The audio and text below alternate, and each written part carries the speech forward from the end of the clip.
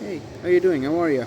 Yep, it's me again. I'm back in the movie theater, and we're really at the start of the summer season, where I'm probably gonna be here practically every week. I mean, we just had Lilo and Stitch a couple of weeks ago, the live-action version, and today there's another live-action version to a beloved animated modern classic.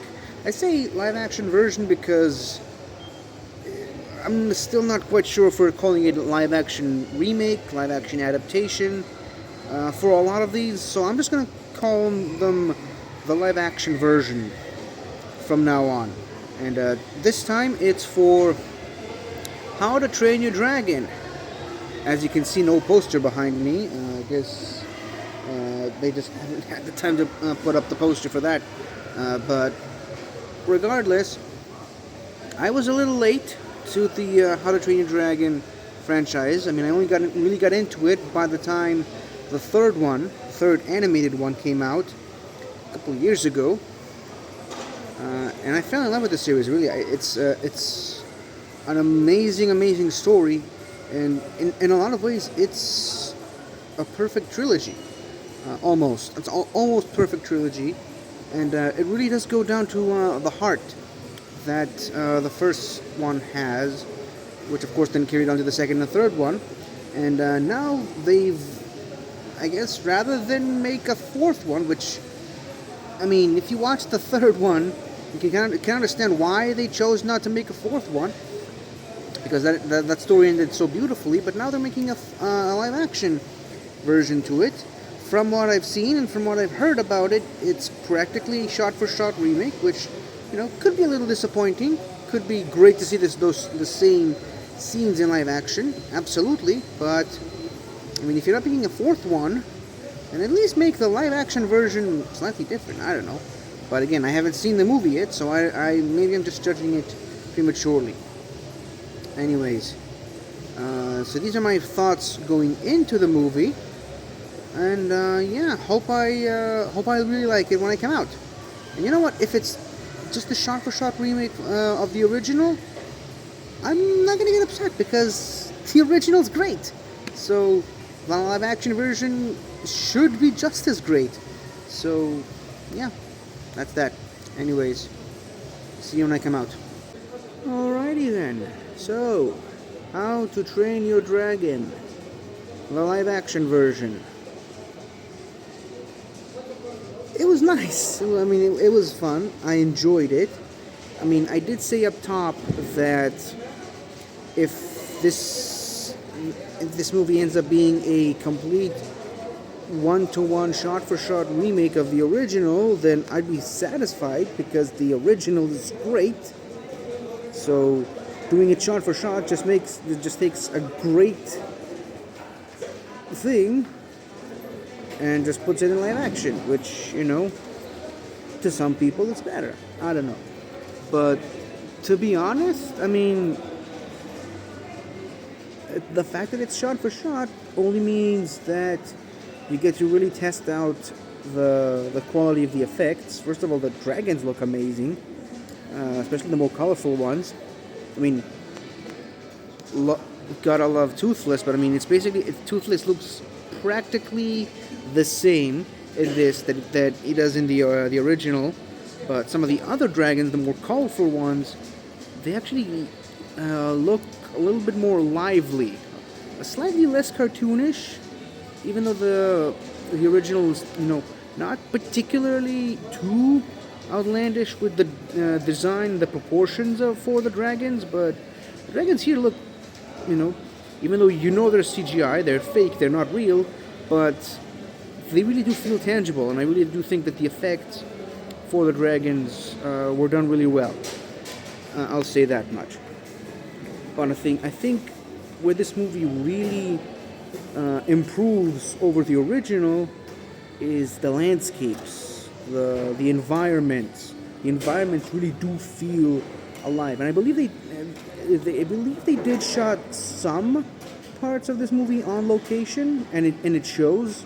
I mean, you can really tell that. I mean, as beautiful as the original animated version looks, I mean, as far as the purely just the way the world looks, the original pales in comparison to this one. So, I mean, if that's really what you're interested, then I think you're really gonna love this. Hold on. Sorry about that. I had to pause for a second. But yeah, so, oh, there it is. Hold on. Really hope you can see that. Hang on. Can I flip the... I guess I can. So I'm just gonna hold it like this. There, see? So yeah. Really hope you saw something. Anyways, like I said, the landscape, the environment looks amazing in this live action version. Sorry, there's some random people walking around, and it's really very distracting. Anyway, so third time's the charm. The environments really look amazing, and the costume design. I mean, it's more or less pretty accurate with the original. Finally, there's people left. Anyway, the costumes. Some of them look pretty much exactly like the original. Some of them look a little different, a bit more practical, and just the improvements for the costumes for some of the characters, not all of them, really look good. I mean, it really, again, it makes the world that we love from the original feel a bit more lived in. And I think in those aspects, this live action version surpasses the original. But I mean, only in those two significant aspects. As far as the acting goes, I'll say this is a personal touch.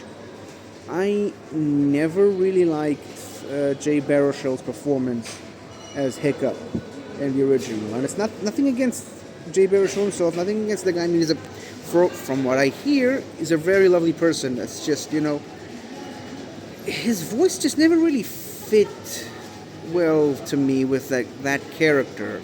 Like, it never really sounded like a teenager, if you catch my meaning. And it's kind of this. He's got this dry delivery that, I mean, it works for him. It doesn't really work for me. So I'm really glad that they actually cast an age-appropriate actor to play Hiccup in this one, and it's a really good actor. So again, this is a personal touch for me, but this is the third thing that I'd say this movie improves upon the original. That being said, however, Gerard Butler is stoic in this movie. I mean, and I know he played stoic in the original, I get it, and he was great in the animated version, all three of them, but there's just something about actually seeing Gerard Butler physically there in the movie, giving speeches and inspiring people, that just makes this live action version all the more worth it. And when he was giving one of his speeches, well, no spoilers, because this is a remake to a movie you've probably already seen, so there's nothing really new I can tell. There's nothing really to spoil, but when he's out there giving a speech, I was literally yelling, "This is Sparta!" in the movie theater. Yeah, that didn't get any looks at all. But yeah, there's just something about Gerard Butler delivering those lines and being stoic, literally and figuratively, because that's the character's name. There's just something about that really makes me happy as a film fan. I mean, they really nailed the casting all those years ago when they cast him for the original movie.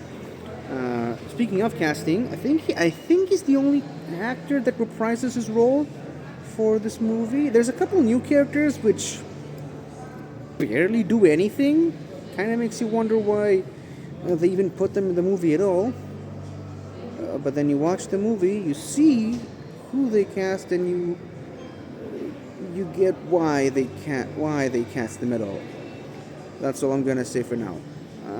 But Nick Frost as Gober, taking over from Craig Ferguson from the original.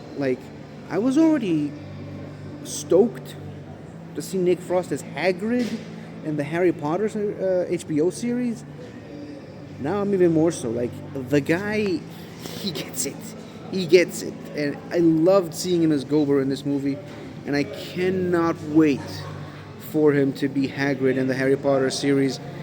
I mean, I really think he's going to be the standout of that series, and this movie just enhances that opinion for me. I kind of hope, that unlike the movies, they actually give Hagrid more of a character instead of, just slowly fading him out as the movies went along. But I mean, yeah, Nick Frost in this movie was really great. As far as the kids, I didn't really recognize any of the kids from the movie. But I mean, they were good. They managed to capture the original characters pretty accurately. The biggest negative I can say about this movie is, in my opinion, I don't think it's been long enough since the original came out. Remember, the original came out 2010. So 15 years ago. I mean, it's a decade and a half. It's, I guess, enough for a generation, I suppose, but I don't think they've waited long enough. I think what really happened was just DreamWorks saw the success that Disney has with their live-action remakes, so to speak, and they wanted to jump on that bandwagon and do it themselves. And I mean, credit where it's due. They picked a great starting point with the How to Train Your Dragon series, which is one of their more beloved franchises. I mean, you can understand why they didn't choose to go with Shrek as their first live-action remake. I wouldn't be surprised if that's something that they're thinking of. But I think the How to Train Your Dragon series is the perfect starting off point for their first live-action remake. Again, just the problem with it is that it's only been 15 years ago since the original came out. Like, when you look at some of the Disney remakes, you look at Cinderella was from the 50s, Jungle Book, the original, was from the 60s, so even Little Mermaid was from 89, so they waited long enough to do the remakes, and then of course you get into the Disney Renaissance era with Beauty and the Beast, Aladdin, and Lion King. I mean, those are the movies that I grew up with. Like, they came out around the same time I was born, so like, they've waited long enough that doing the live-action versions for those movies had an impact on the people who grew up with them. And to be honest, I really think Lilo and Stitch was kind of pushing it a bit, because it only came out about 20 years ago. So, yeah, it did have that nostalgia factor. I did not really feel that way for the How to Train Your Dragon series, but this could just be a personal thing, because remember, I got into this whole series later than everybody else did. So maybe that's just a personal thing. Maybe I'm the problem. But I will say this, it kind of makes me a bit nervous for the live-action Moana that's coming from Disney in the next couple of years. Because, I mean, that's even more recent than How to Train Your Dragon series. What was it, like 2016, I think? And they just had the sequel, like, last year or something. So, yeah, I don't think it's been long enough. And, I mean, it's a very apt comparison. I mean, Dwayne "The Rock" Johnson is reprising his role from the original. So, we're going to have to wait and see how that live-action version shakes out. But either way, I mean, if DreamWorks wants to continue this, I'm all for it. I mean, I've already noticed that they've got the live action of the sequel, live action How to Train Your Dragon 2, scheduled. So good for them. Hopefully, this movie does well enough to justify them making the sequel.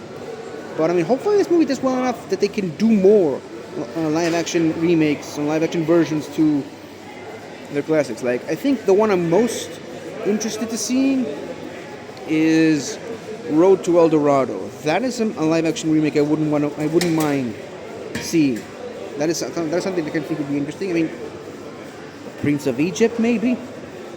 Hopefully, this leads to that. But yeah, these are my thoughts. By the way, fun fact for those of you who stayed all the way to the end. Obviously, they got the original director of the How to Train Your Dragon series to direct this one, because naturally, and you can tell that it actually works in this movie's favor a lot.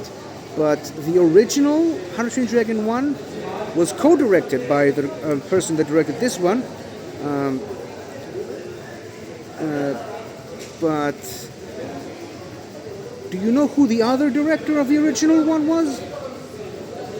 Chris Saunders, who incidentally also directed Lilo and Stitch and is the voice of Stitch. And now these two movies are competing with each other in the box office. Weird coincidence. So yeah, that's just a fun, I guess, Easter egg that I noticed. I don't even consider it an Easter egg. It's a fun fact. Again, for those of you who stayed all the way to the end. Anyways, this is getting really loud over here, so I'm going to go. I enjoyed the movie, and I recommend you watch it as well, especially if you're a fan of the original. Goodbye for now. Hi there. Thank you for watching the video. And if you enjoyed it, don't forget to like, comment, subscribe, and tell your friends. I'll see you next time.